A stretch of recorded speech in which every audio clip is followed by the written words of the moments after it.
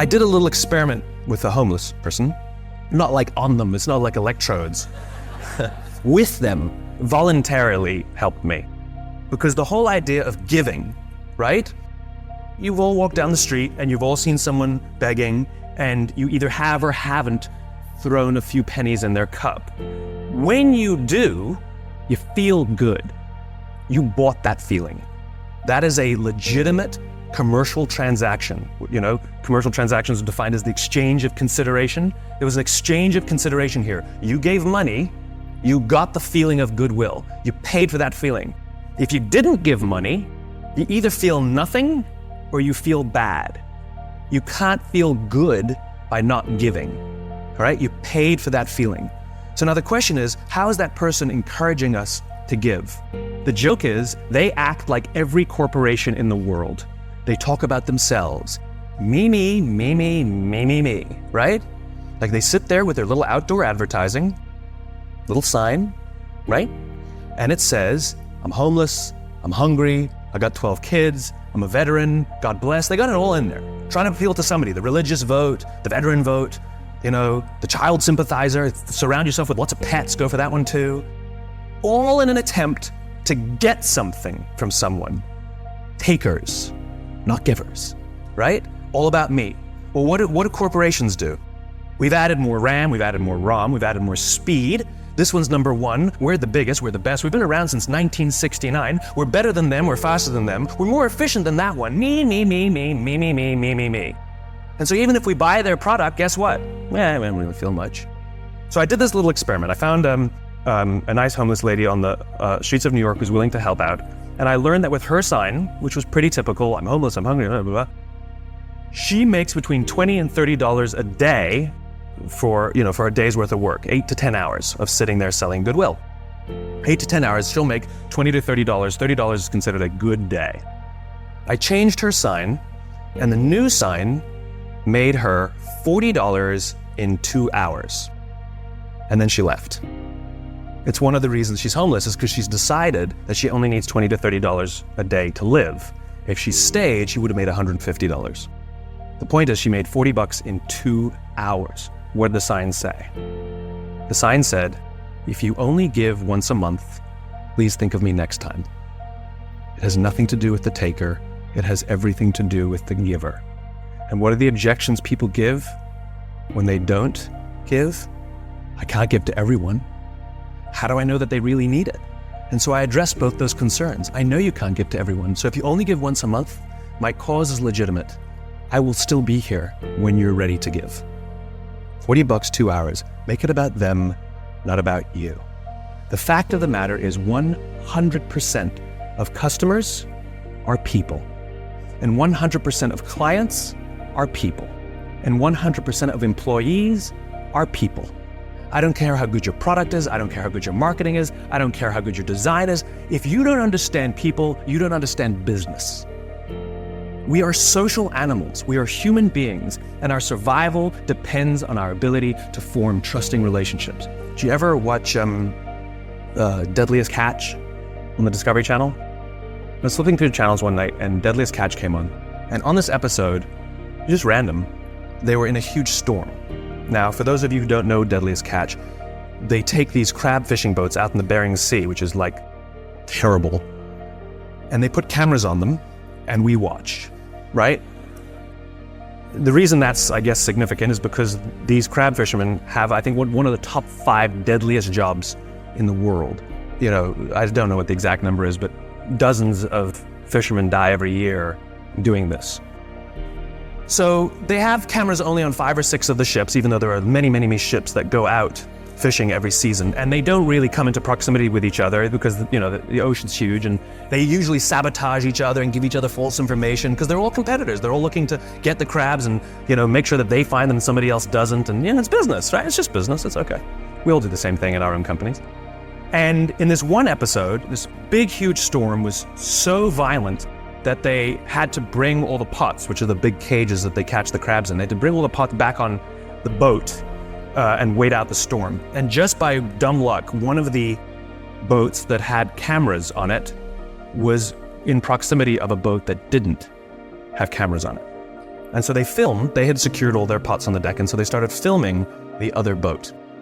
And they filmed a guy climbing on the outside of the cage, securing the pots. And all of a sudden, a huge wave hits the side of the boat, and the guy's not there anymore. And the people on the boat with the cameras start screaming, "Man overboard, man overboard, man overboard." And they turn their boat towards where they think he might be. He's a stranger, they don't know him, they don't know the crew members of the other boat, and yet they react. And they turn towards him. And they find him in a drink. And for those of you who don't understand how dangerous this is, if the water is so cold that if you're in the water for, I think that it's a minute or a minute 30, hypothermia will set in and you die. And they come upon him and he's screaming, "Don't let me die, don't let me die." And they pull him on board, not out of the woods yet. They strip off his clothes because it's wet and cold, and they wrap blankets around him to prevent hypothermia from setting in. And he survives. And it's overwhelming. And the captain comes down, and this is all on, you can go watch it on TV. The captain comes down, and he hugs this stranger, this young man, his competitor. He hugs this guy as if he's his own son. I lost it. Everybody is crying.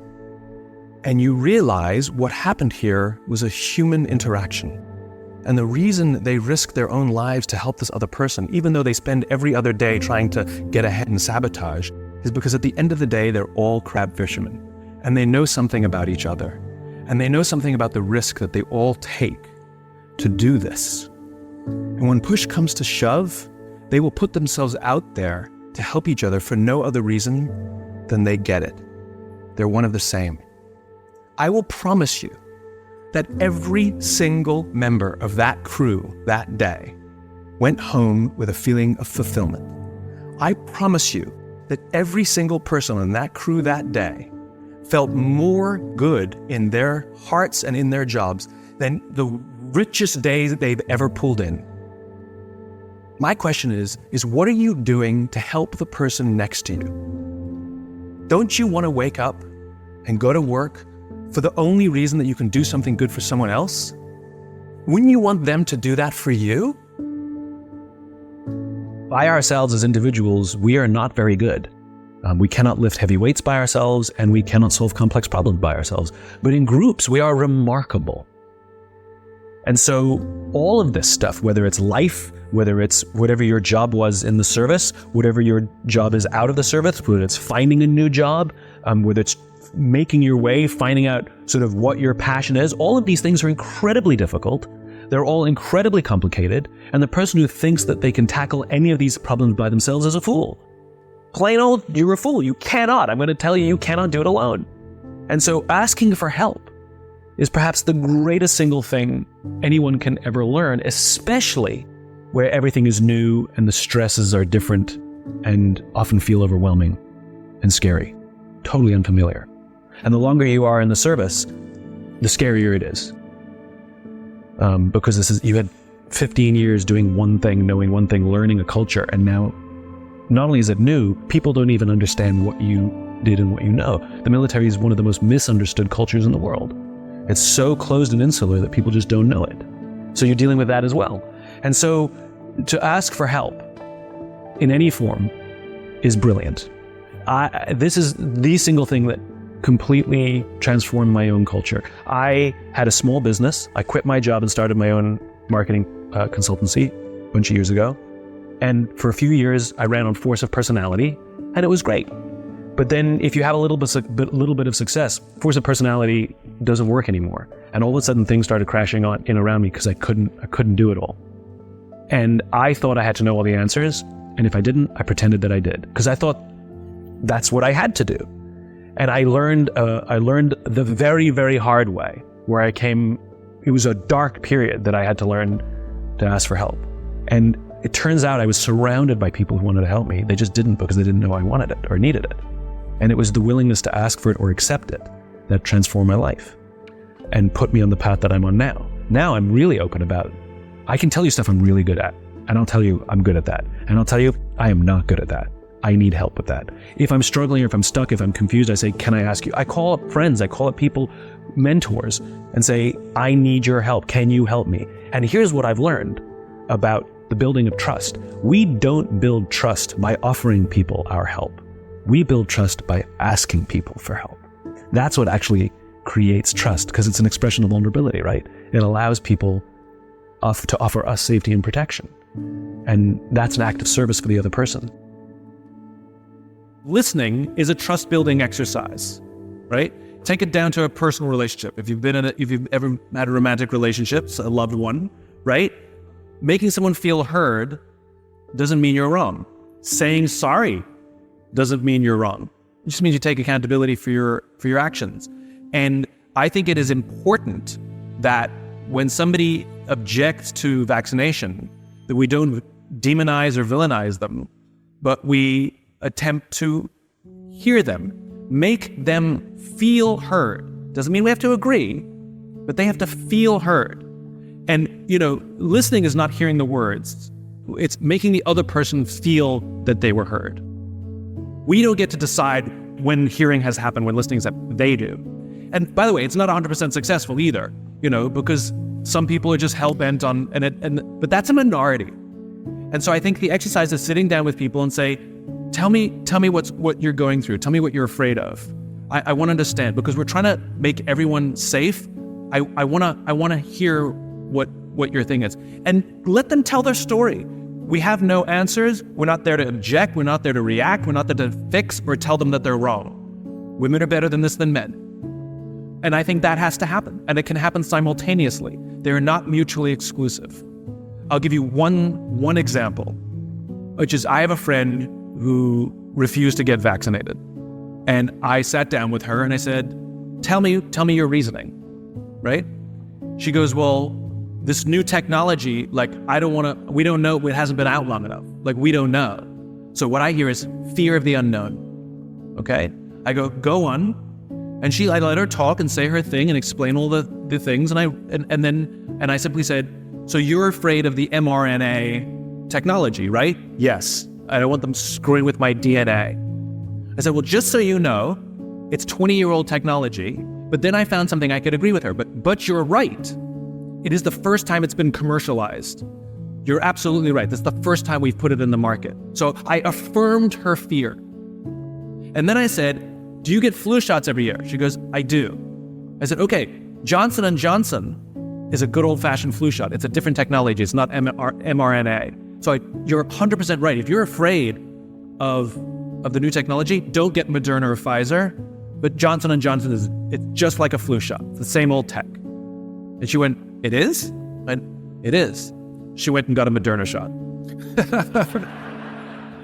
Because she just wanted to be heard, because most of her friends, when she said, I'm not getting vaccinated, yelled at her, told her she was stupid, told her she's an idiot, told her she's letting her friends down, told her she's making other people sick, told her she's a risk to society. That doesn't make somebody's mind open up. All I did was let her feel heard. I think we have to do that. I think some people turn off the humanity when they go to work. They may be, loving parents and loving friends and loving, children to their own parents. And yet for some reason, there's a switch that they think that that's irresponsible to do at work. Now, I'm not talking about necessarily wearing your heart on your sleeve every day. There is something called emotional professionalism. If you're having a bad day, you can say, listen, I'm a little off my game today, but you can't sit in the meeting with your arms folded and be grumpy and give one-word answers. That's emotionally unprofessional. You can have hard feelings, but you can't go around screaming and yelling at people. So I think there is emotional professionalism. But I think for some reason, especially as people make their way up the ranks, they think that expressing any kind of emotion is a sign of weakness. Even that word vulnerability, we talk, it's such a common word now being talked about in the business world that you have to be vulnerable.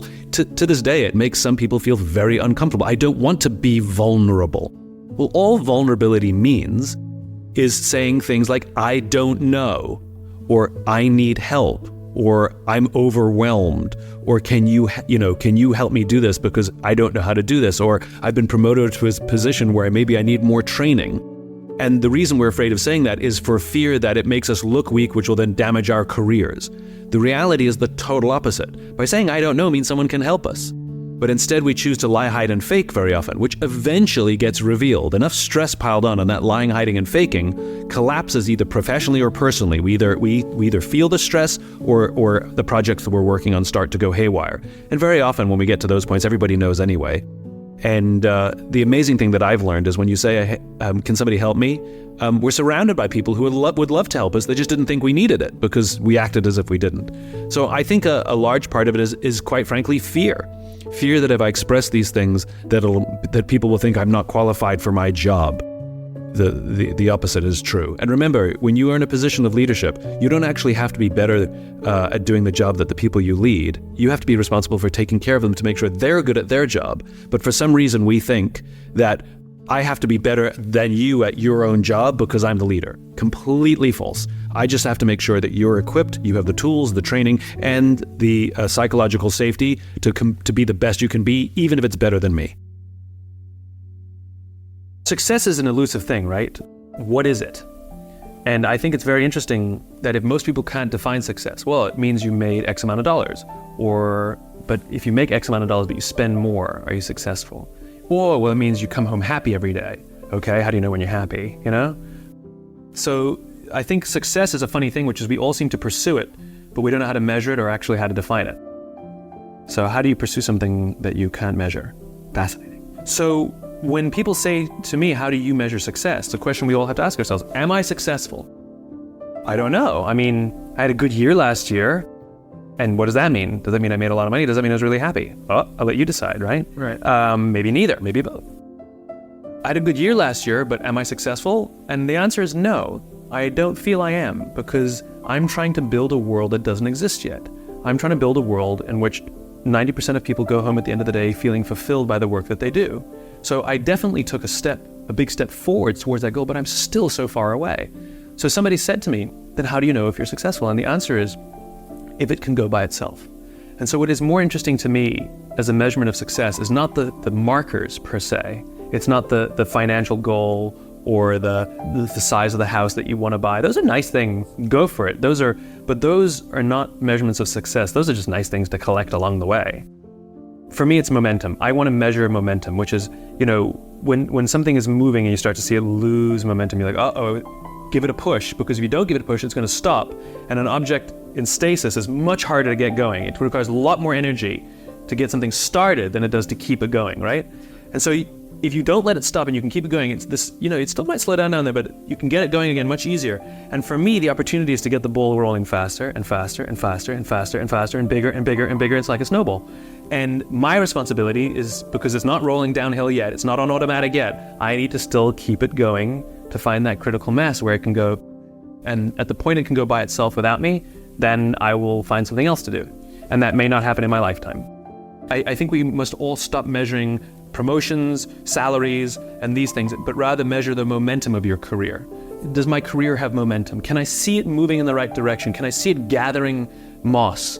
Can I see that it's becoming easier for me to keep the momentum? It's becoming easier for me to grow the size of this thing. It's requiring less effort. That's the thing we need to measure. That's the thing that we need to be cognizant of, which is the momentum of our careers, not just the markers that we think define our success.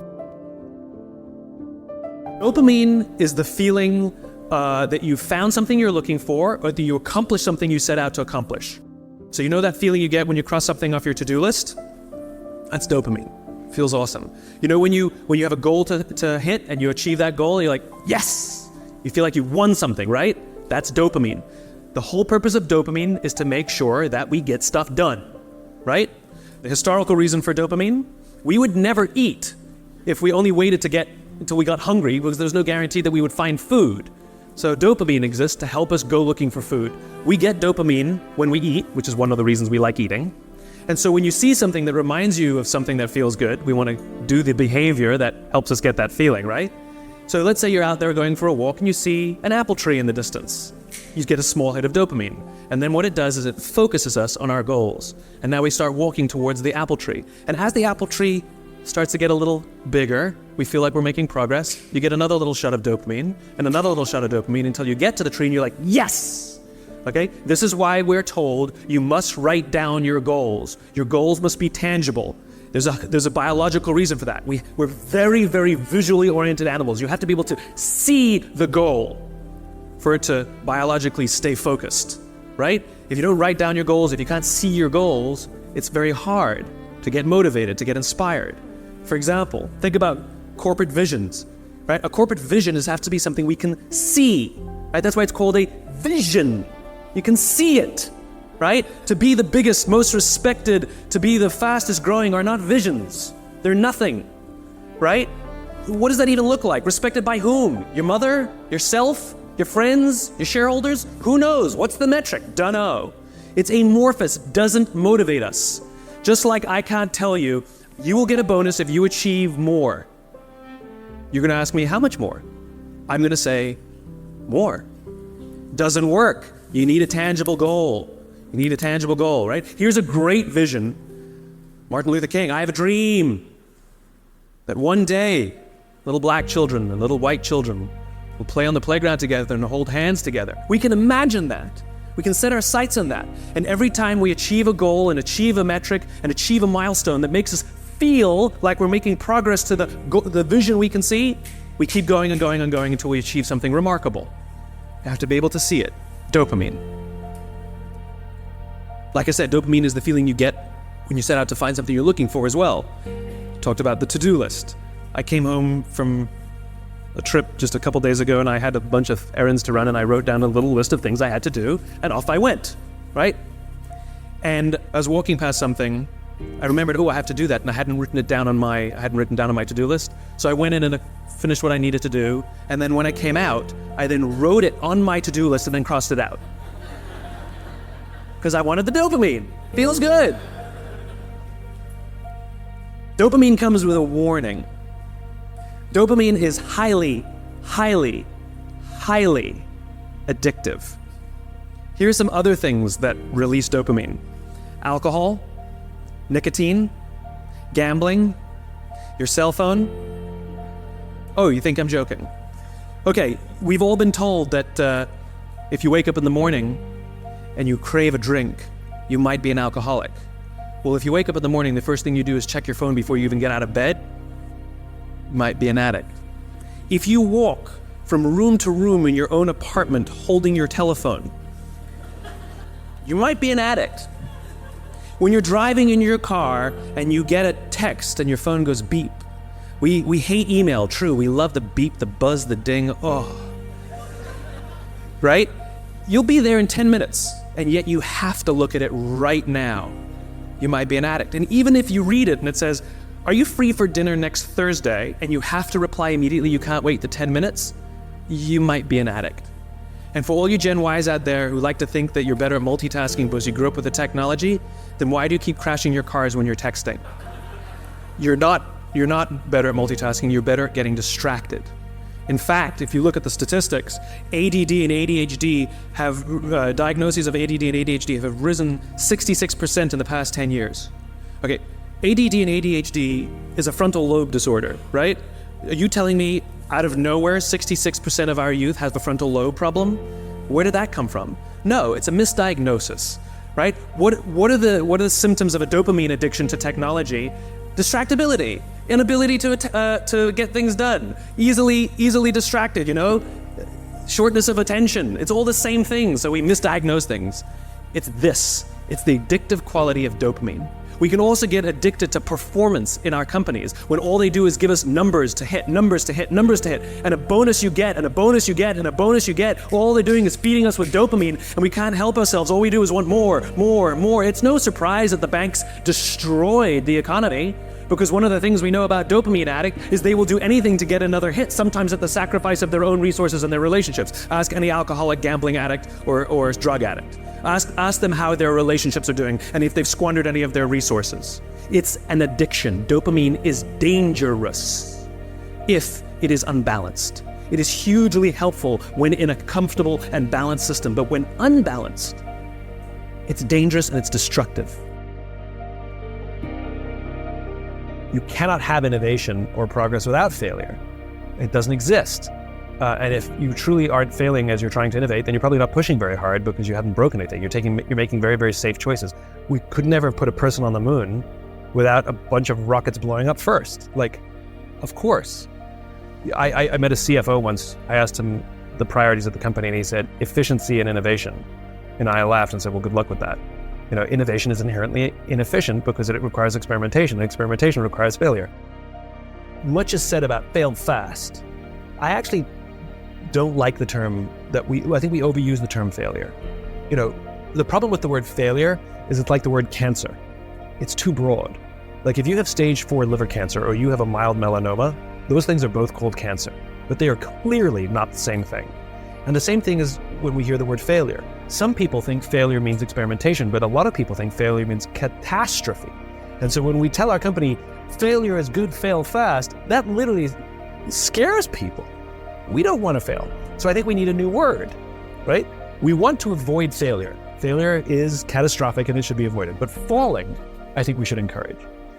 When a kid falls off a bicycle, we didn't tell them they failed. We tell them they fell. And what do we tell them? Get back up and try again. So I don't want to tell people they fail. I want to see people they fell.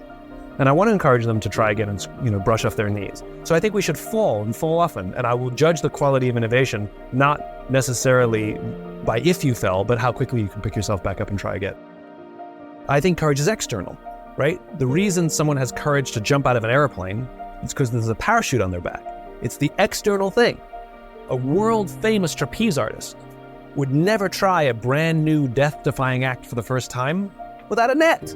It's the net that gives them the courage. The Navy SEALs are considered one of the highest performing organizations on the planet. And a former SEAL was asked, what kind of person makes it into the SEALs? And he said, I can't tell you the kind of person that makes it in, but I can tell you the kind of person that doesn't make it in.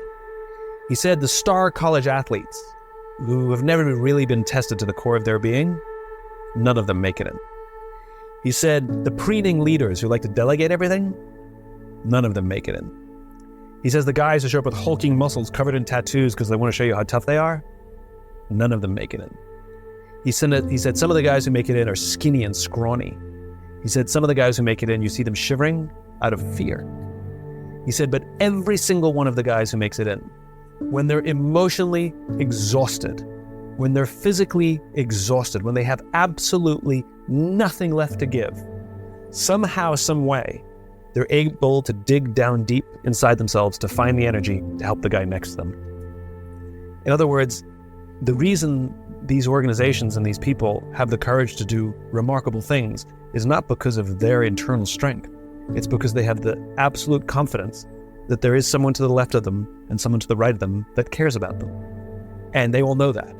And it's the quality of the relationships that we maintain, professionally and personally, that give us the courage to do difficult things. Isaac Stern, the famous violinist, said, music is what happens between the notes. Well, something like trust happens between the meetings. Few people think about the importance of building trust when they go to work, or what do I need to do today to build trust with somebody? That doesn't really go through people's minds. But we have chit-chat as we walk into the meeting. We have chit-chat when we walk out of the meeting. And we see somebody in the hall, they're like, oh, meant to tell you something. Or you knock on someone's door and be like, got a minute? And all those little innocuous interactions over the course of time, like any relationship, build trust.